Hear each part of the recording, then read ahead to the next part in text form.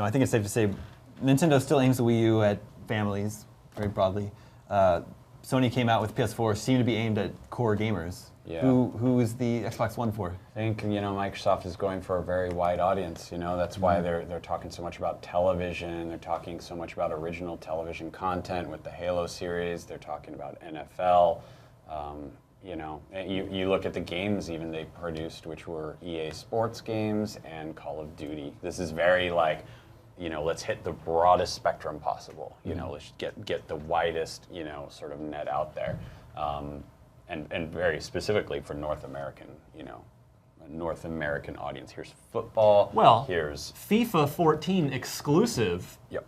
For the next gen version. That's their. No, that was a specific mode within Was it? FIFA, Okay. right? I think there's some specific feature All right, so, of it. but they're at least Ultimate Team, whatever that is. taking aim at Europe with that. They definitely did speak to it a bit. Actually, we can see it on screen there for a second. But there's definitely a strong suggestion of NFL, Call of Duty. So I think that's what they're going for. I think we'll probably see the quirkier stuff at E3, I suppose. Yeah. I think that Sony seemed to be going core gamer. Nintendo, I don't think quite knows who it's marketing to right now, and Microsoft seems to be going for that wide, casual, mainstream gamer who plays Call of Duty nonstop. By the way, did this Madden video remind anyone else of the same 2005 Target video we got that with Donovan McNabb in the snow? See, this is where we're never going to play that. That's not happening. Don't say never. Well, not on Xbox One.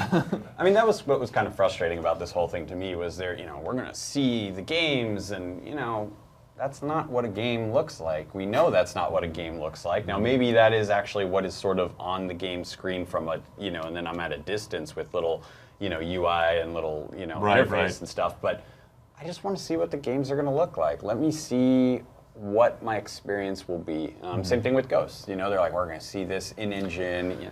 The big problem is the amount of time that the developers have. Because you can, a year before the hardware is announced, you can go and do the CG and motion capture stuff, but when you try and get it on there, you need 6 months to a year on a new architecture, and that's the big problem. Sure.